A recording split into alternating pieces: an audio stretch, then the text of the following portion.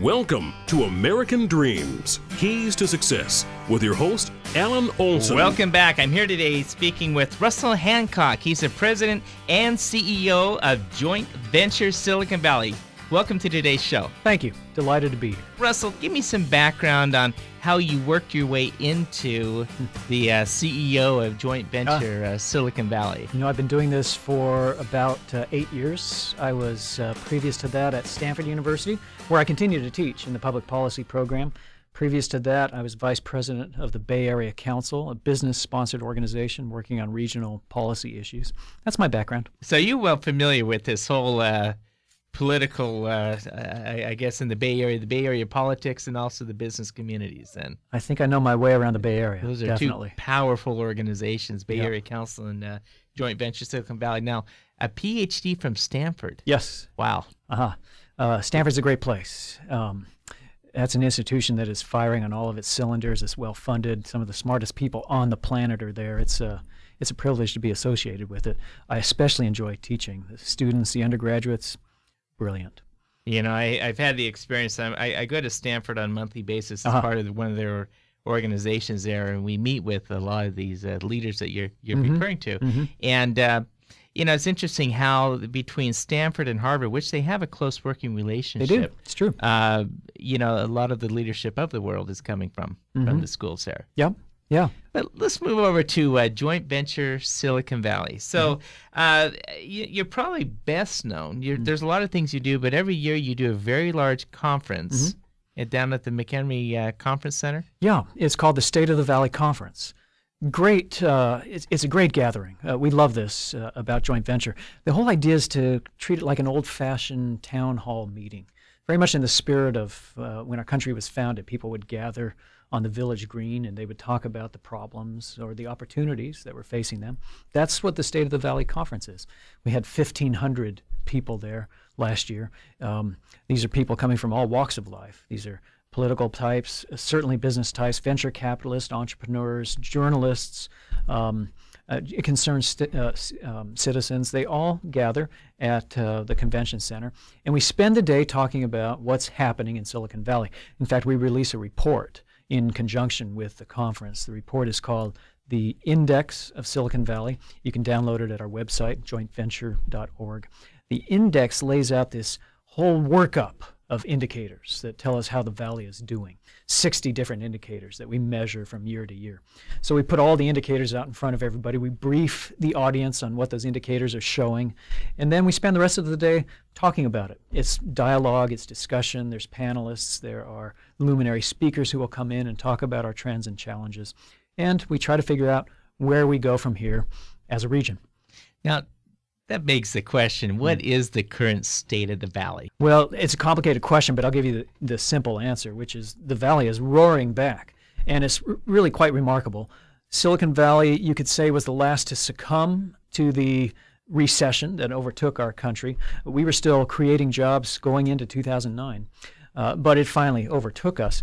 And yet now here we are, clearly the first to emerge from the recession.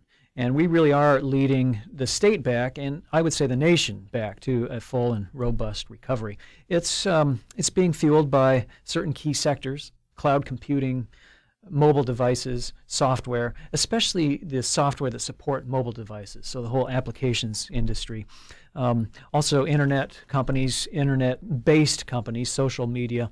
That's what's driving this phenomenon. 42,000 new jobs in Silicon Valley in 2011. In 2012, I will venture to say it'll be double that. Wow, and these are new jobs. New jobs. That's amazing. Jobs. Yeah. You know, I heard a statistic recently that 50% of the venture money in this country or in the world runs right here through Silicon Valley. That's pretty close to correct. Right here in Silicon Valley, we will generate more than one out of every $3 in venture financing, and then most of that will be spent right here in the region. Yeah, there's no place in the world that's quite like this. It's then I guess we have a bullish indicator on the future of since as we look out into the future with technology and cloud computing, it looks good here. Sure. We've been doing this for 70 years, I want to point out. We've been moving into new industries. We revolutionize them. We create the companies that become world beaters, household names. They carve out that advantage in those areas. And then what also happens is that those industries will mature. They will even go defunct, and then we'll move into new promising areas. And here it is happening again in social media, also in clean technology. So it's good. I think the Valley is mostly doing the right things. I'm here today visiting with Russell Hancock. He's the CEO and president of Joint Venture Silicon Valley. We've been talking about the state of the Valley, where we currently rest, and I'm going to be talking with Russell shortly on the issues that California citizens need to be aware of that they're not currently giving attention to. It's a hot area as we develop the technology sector in this area of the world, and we'll be right back after these messages with Russell Hancock. Protecting your family's health and welfare is a sacred trust. At Greenstein Rogoff Olson Company, we know that sound financial planning will protect them now and in the future. We're certified public accountants with tax services for the highly successful. For your business and your family, call GrowCo. Greenstein Rogoff Olson Company will help you manage your financial affairs so you can focus on what's really important in life. GrowCo, helping you along the way. Apple pie, baseball, and now here's All-American Alan Olson. Welcome back. I'm visiting here today with Russell Hancock. He's the president and CEO of Joint Venture Silicon Valley. And before the break, we were talking about what was going well in Silicon Valley. But Rich, I want to toss this back to you of what's not going well in the Valley today. Important question, and I'm glad to have it. There's a couple things that are of genuine concern. One is that even though we're this prodigious economy, churning out tech jobs, we're not actually creating jobs across the full spectrum. And this is a new development for Silicon Valley. It used to be that a boom in the tech sector was a tide that would lift all the boats. And we would create all kinds of ancillary positions that would go along with it, support positions, administrative positions, and so on and so forth. What's happening today in Silicon Valley is we're not doing that. We're experiencing a genuine hollowing out of our economy. The jobs we are generating are terrific jobs, but they're high-skilled jobs. You have to be highly trained. You have to have specialized tools. In many cases, you have to have advanced graduate degrees. These are people that are doing science, technology, coding, sophisticated finance. Those are the jobs that we're generating. So the good news is, if you're qualified for that, this is the place where you can pursue your future. The bad news is we're not generating the jobs that support those kinds of positions. And so in Silicon Valley, we're not seeing a whole class of people that we used to routinely develop here in Silicon Valley. Administrators, filers, archivists, coders, even basic kinds of research, not happening in this valley anymore.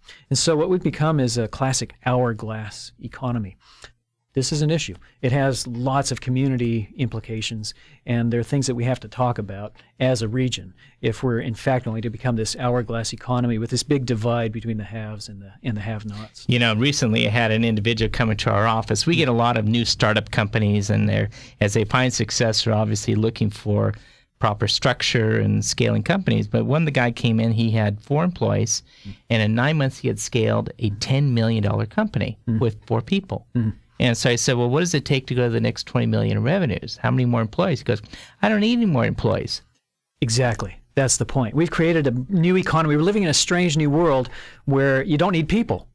So we're in this economy that used to generate bazillions of jobs. Now we generate a few jobs, but we still have bazillions of people. So I don't know how that's going to shake out, and it's a huge question mark looming over our region. But can I tell you one other issue? Yeah. Let's go to the next.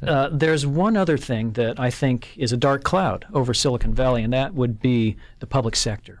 There's an irony at play here, which is we have the world's most dynamic economy. It's prodigious. It's firing on all of its cylinders. And yet, in the same place, we have a public sector that's dysfunctional and completely broke. And there are many reasons for that. We could talk about it. But one clear reason is that we don't have a tax system in our state that tracks with this 21st century economy. We have a tax system that was pegged to a 19th century economy. And so there's a complete mismatch here. And so you have the public sector doing dysfunctional things and also not generating the kind of infrastructure and revenue and other kinds of support systems that you really need to have in place. We have a world-class economy, we have world-class companies, but you cannot say that we have a world-class infrastructure in place to support those companies. And so there's some real question if we can keep doing this. Russell, the Christian Science Monitor recently wrote up an article that California Governor Jerry Brown announced that tax collections were coming in below projections. This means that California will face a $4 billion deficit at the end of the current year. Mm-hmm. If lawmakers fail to take corrective action by the end of next fiscal year, the deficit would go to $16 billion. Mm-hmm. All happening, all true. In fact, it may be even worse because those projections were planning on a Facebook valuation of $35 a share, which apparently is not going to happen. So it could be even worse than that. We have a problem. We have a fundamental problem in California, which is we're running chronic deficits. We haven't found a way to close the gap. And so we face some really difficult choices. One is a massive amount of tax increases, more than anybody would ever stand for. The alternative is to figure out another way, which is massive cutbacks or new entrepreneurial ways of delivering government services. We have to figure this out. But I'll tell you one other thing that we have to figure out is a better way of collecting taxes in the first place. We have a system that's based on property taxes and retail sales taxes, also pegged to things that are wildly fluctuating, like capital gains and stock options. And so you just have these crazy sinuous, sinusoidal curves going on in our government spending and our government revenues, but they're not pegged to reality. What we need to do is capture the service economy, deal with internet transactions, and take a fundamental look at Prop 13 and property taxes, which are no longer performing. Russell, we need to take a quick break here, but I'd like to get back on the next segment, have you stay over, and let's talk more about California's economic woes today and the things that we should be focusing on for the future. Look forward to it. We'll be right back after these messages. Nothing's more important than spending time with your family. At Greenstone Rogoff Olson Company, we're trusted advisors to the highly successful. Our goal is to help you find the right strategy to protect your wealth for yourself and those you love. Kids, why do I feel like I've just had an audit? As trusted advisors to the highly successful, we'll make sure that you don't lose your shirt. Roco helping you along the way. Apple pie, baseball, and now here's All-American Alan Olson. Welcome back. I'm visiting here today with Russell Hancock. He's the CEO and president of Joint Venture Silicon Valley. And before the break, we're talking about California's problems and the things that we need to now be focusing in on. And I'd like to pick up the discussion from at this point of moving forward. How does California address its problems in both private and public sectors? Hard problems. I give our governor a lot of credit. He's doing the hard things. He's asking the hard questions. He's willing to make himself unpopular. But we have basically two kinds of problems that we have to solve. One are our political problems. The other are our economic problems, or I'll call them the way we do tax and budgeting in our state. The political stuff, we're making some progress. The problem is that we have a legislature that is stalemated. And a lot of people say, why is that? Why can't these people get along? What Californians need to understand is that we did this. We did this to the legislature because we created a system that makes it structurally impossible for these people to bridge the divide. We have a primary system that elects the extremes from both parties. General elections are meaningless in very safe legislative districts, and so what you have are people that have come from the extreme sides of both parties. They have no incentive to get together. They only have incentives to block and obstruct. And of course, politics can't proceed in that fashion. Politics is all about meeting in the middle, making compromises, finding a way to move forward. So we have to address the root causes, the structural issues that are causing this divide. You do that through the open primary system, through redrawing your districts. Fortunately, we've done that. It's going to take some years to see the effects come in, but we need to continue making progress on the political front in those ways. On the other side, we've really got to look at the way we do tax and budgeting in this state. Huge ideological questions abound about how much taxes we should generate. And And I don't even want to talk about that. Those are important questions. That's what we have elections for. But the real issue here is that the way that we collect those taxes, whatever level they are, just doesn't work for us anymore. The instruments that we've chosen to collect those taxes are antiquated. We're using the retail sales tax as our principal device. We're using stock options and capital gains. Those are wildly fluctuating. And then, of course, Prop 13. And the way that we collect property taxes. Most people don't understand that there's been a significant turnover in the housing stock. Most people bought their houses at the peak. Those houses are now undervalued, many even underwater. So when they're changing hands or when the new valuations come in, they're assessed at a lower value. That means less revenue for the state. So our revenue picture is actually bleak. We're not going to see revenue growing in the state of California. We're going to see revenue shrinking. This at a time when our population is growing, our infrastructure is creaking, our education system woefully underfunded. So these are horrendous problems. They need real leadership, people willing to ask hard questions and also to live with some hard answers. You think, with respect to the state of California, we also have a spending problem? I don't dispute that. The problem with government programs is they come to be seen as a right or as an entitlement. And the government programs are instituted when revenues are at a certain height. But when revenues then fluctuate downward, we never adjust the program. We've never had that kind of discipline to do that. So we have that problem for sure in California. We need to think about the appropriate level of government services. We also need to think about more entrepreneurial ways of delivering government services. And there's a lot of room for that. Now, how do you incentivize, going back on the private sector, how do you incentivize the private sector to want to be here in California? I mean, they got a multitude of choices. They go across the board in Nevada, no income tax at all. It's all true. There's a lot of myths about this. The fact is, I don't think you have to do much incentivizing in California. The state sells itself. It's unbelievable. Mediterranean climate, world-class amenities, incredible assets, a talent base that is better than any other region, bar none. These amazing research institutions, national labs, they're federally funded, great universities and graduate institutions, the venture capital industry. It's all here. You don't have to sell this state. I think the role of the government is, number one, get out of the way. Don't be an impediment to private investment, to research and development, and to entrepreneurial activity. So that's one thing. And the second thing is to be a facilitator, to be a partner, and to be functioning. And I really want to stress that. We need a functioning state government, not a dysfunctional one, but a functioning one so that it can play its appointed role, providing the infrastructure that we need, making those key investments in research, development, and higher education. With all that said, though, the past 20 years or so, we've seen a migration in manufacturing jobs move from this state to other countries. It's true. There's something that we really need to understand. California, especially Silicon Valley, the Silicon Valley economy was not built by Californians. It was actually built by immigrants, people coming from other places. Even today, 2/3 of our scientists, engineers, and entrepreneurs are Indian or Chinese, 2/3. So that's been our secret sauce. The secret sauce is that people have come from all over the world. They've come here. They've flooded our state. They've done amazing things. They've been entrepreneurial. They've been creative. If we want to continue in this way, we have to continue to follow that path. Because when you ask if the rising generation is qualified to step into those jobs, those rarefied jobs that we create, it's actually an open question. The evidence is not good. The indicators show that we're not performing well in science and in math and technology. We're not performing well there. The test scores are low. There's huge disparities by race. So if we don't have a pipeline of people coming in here, California really is in trouble.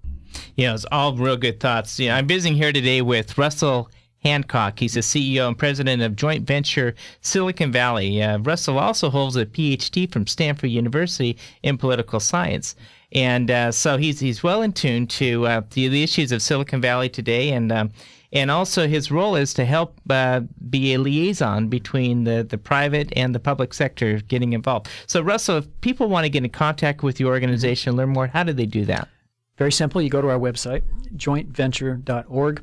You can sign up, be a member of our mailing list, be invited to all of our joint venture events. It's all free, and we would love to have people. And you're meeting on a monthly basis? Joint venture meets all the time. We have all kinds of working groups, subcommittees, task forces. We're generating all kinds of project activity. And then we have large events such as our annual State of the Valley conference. So if you sign up at jointventure.org, you can be notified of all of it. Jointventure.org, and get involved with Silicon Valley Joint Venture. It's a great organization and doing much for our community here. Thank you. Thank you for being on today's show. Pleasure. We'll be right back after these messages. You're listening to American Dreams with Alan Olson on AM 1220 KDOW.